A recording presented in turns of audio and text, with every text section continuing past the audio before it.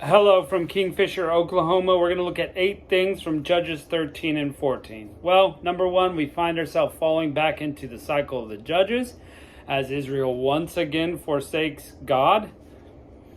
We just, I guess, have to give up that they're going to get it together, don't we? This makes way for the most famous judge of all, Samson. So we find out that after 40 years of punishment at the hands of the Philistines, they've been taken over, Samson is born. He's a Nazirite from the womb, and that's a religious vow characterized by long hair. It's a vow that they take, but God tells his parents, you got to take this vow from the start. So from the womb, he is a Nazirite. They've also got to do a few things, if you remember from the law that we read before. They're supposed to stay away from dead bodies. They're not supposed to drink wine. Samson's going to have a hard time with the dead bodies thing, just so you know. Number 3, the angelic visit happens. Okay, so this could be seen as foreshadowing for Jesus and John, because it feels very reminiscent of the birth announcement there. Also could be just a repeat of Abraham and Sarah when they're told they're going to have Isaac. So that's pretty interesting to me there. Number 4, it's also interesting that the Holy Spirit is moving Samson to do things and to take action and giving him extra power. So that's very interesting. A lot of times we like to think the Holy Spirit only was, in the New Testament for the first time. But you'll find that in the Old Testament there are times that the Holy Spirit helps an individual, sometimes comes upon a group of individuals and they start prophesying. So there you go, the Holy Spirit in the Old Testament. Number 5, God is using Samson's strange and erratic behaviors to make God's name known and to deliver the people. Now, some of this is just an outright mess. Some of it you look and go, why would God allow that? But God uses the things that are happening to accomplish his goals. Okay, he can't work with perfection, except for Jesus. When it's humans, there is no perfection. So we need him to work through our mistakes and our bad things too. Number 6, Samson marries outside the Israelites, and this is going to cause all sorts of mayhem within the Philistines. So there's that. Number 7, one of my favorite parts is a lion jumps out and goes to attack Samson, and he just rips it apart. It says like he's tearing a young goat. So, you kind of might do shredded chicken or something like that, and Samson is just with his bare hands pulling this apart because of the Holy Spirit. Pretty crazy. Now, number 8, he does struggle with a bit of pride. We're going to see that over and over, that pride is really his downfall. You have to remember, he really has nothing to do with it. It's the Holy Spirit. It's a gift from God that God planned on giving him, but he's proud. He wants to see that he's the best. So, hey, pride goes before the fall, right? Anyway, let's jump in to chapter 13. And the children of Israel did evil again in the sight of the Lord, and the Lord delivered them into the hand of the Philistines 40 years. There was a certain man of Zorah, of the family of the Danites, whose name was Manoah, and his wife was barren, and bare not. And the angel of the Lord appeared to the woman, and said unto her, Behold, thou art barren, and bearest not, but thou shalt conceive and bear a son. That's almost identical to Sarah. It's almost identical to Elizabeth, John the Baptist's mom. And of course the angel does appear to Mary, but she's not said that she was barren before. Behold, thou art barren, and bearest not, but thou shalt conceive and bear a son. Now, therefore, beware, I pray thee, and drink not wine nor strong drink, and eat not any unclean thing. For lo, thou shalt conceive and bear a son, and no razor will come on his head, for the child will be a Nazirite unto God from the womb. And he shall begin to deliver Israel out of the hand of the Philistines. The woman came and told her husband, saying, A man of God came to me, and his countenance was like the countenance of an angel of God, very terrible. But I asked him not whence he was, neither told me his name. But he said, Behold, thou shalt conceive and bear a son, and now drink no wine, nor strong drink, nor eat anything unclean. For the child shall be a Nazarite to God from the womb to the day of his death. And Manoah entreated the Lord and said, O my Lord, let the man of God which thou didst send come again and teach us what we shall do unto the child that shall be born. And God hearkened unto the voice of Manoah, and the angel of God came again to the woman as she sat in the field. But Manoah, her husband, was not with her. That's a little bit of God's humor, I think. She's like, oh, it's me again.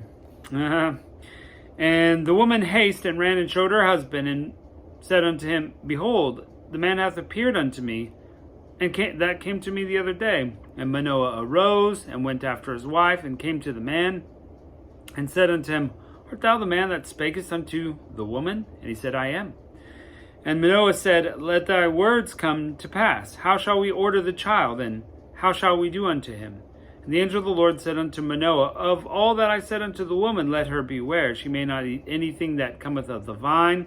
She can't eat grapes or raisins, nor eat any unclean thing. All that I commanded her, let her observe. And Manoah said to the angel of the Lord, I pray thee, let us detain thee, that we have made until we've made ready a kid for thee. The angel of the Lord said unto Manoah, Though thou detain me, I will not eat thy bread. And if thou wilt offer a burnt offering, thou must offer it unto the Lord. For Manoah knew not that he was an angel of the Lord. And Manoah said unto the angel of the Lord, What is thy name? When thy sayings come to pass, we may do thee honor. And the angel of the Lord said unto him, Why askest thou thus after my name, seeing that it is secret? So Manoah took a kid with meat offering, and offered it on a rock to the Lord. And the angel did wondrously, and Manoah and his wife looked on. For it came to pass, a flame went up toward the heaven off the altar, and the angel of the Lord ascended into the flame of the altar, and Manoah and his wife looked on, and fell on their faces to the ground. The angel of the Lord did no more appear to Manoah and his wife, and Manoah knew that he was an angel of the Lord. You think? And Manoah said unto his wife, We shall surely die, because we've seen God. But his wife said unto him, If the Lord were pleased to kill us, he would have not received the burnt offerings and the meat offering at our hands. Neither would he have showed us all these things, nor would, as at this time, we would have told us such things, and he would have told us such things as these. And the woman bare a son, and called his name Samson. And the child grew, and the Lord blessed him. The Spirit of the Lord began to move him at times in the camp of Dan, between Zorah and Eshtaol. Chapter 14. And Samson went down to Timnath, and saw in Timnath a daughter of the Philistines. And he came up and told his father and his mother, and said, I have seen a woman in Timnath of the daughters of the Philistines. Now therefore get her for me as a wife. Then his father and his mother came unto him, and said, Is there never a woman among the daughters of thy brethren, or among all thy people, that thou goest to take a wife of the uncircumcised Philistines? Samson said unto his father, Get her for me, for she pleaseth me well. But his father and mother knew not that it was of the Lord, that he sought an occasion against the Philistines, for at the time the Philistines had dominion over Israel. Then went Samson down, and his father and his mother, to Timnath, and came unto the vineyards of Timnath. And behold, a young lion roared against him, and the Spirit of the Lord came mightily upon him, and he rent him as he would have rent a kid. So he tore him up like it was a goat, and he had nothing in his hand. But he told not his father or his mother what he had done. And he went down and talked with the woman, and she pleased Samson well. And after a time he returned to her, and he turned aside to see the carcass of the lion. And behold, there was a swarm of bees and honey in the carcass of the lion. And he took thereof in his hands, and went on eating, and came to his father and mother, and he gave them, and they did eat. But he did not tell them that he had taken the honey out of the carcass of the lion. And of course, touching a dead thing, that was a no-no for a Nazarite, and pretty much eating out of something that had died and they didn't know how long, that was a no-no for any Israelite. So like I said, Samson's pretty messy. So his father went down unto the woman, and Samson made there a feast, for so used the young man to do. And it came to pass, when they saw him, that they brought 30 companions to be with him.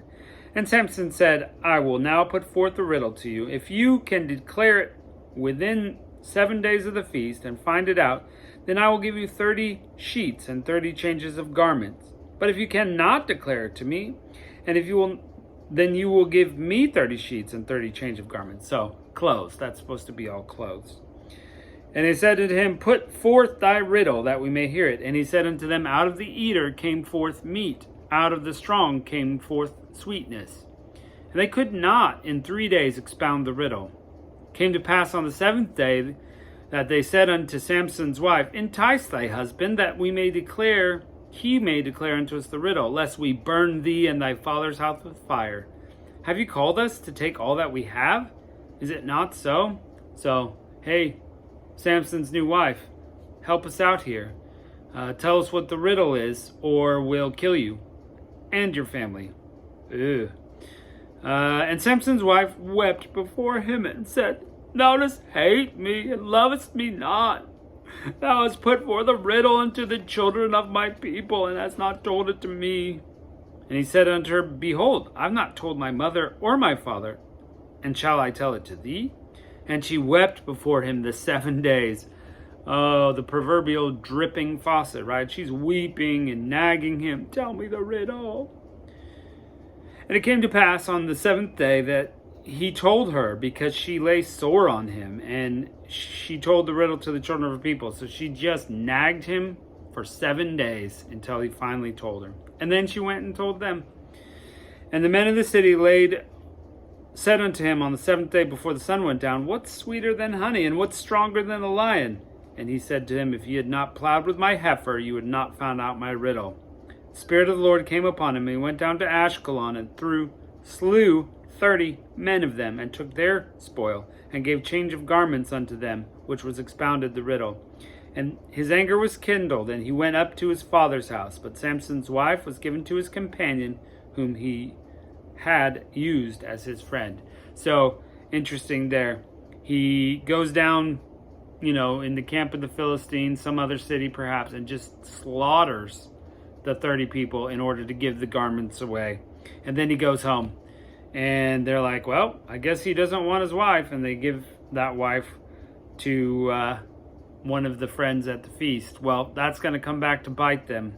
So, despite our messes, God can work for good things in our life. So, a little bit of cliffhanger. We'll catch up with Samson next time.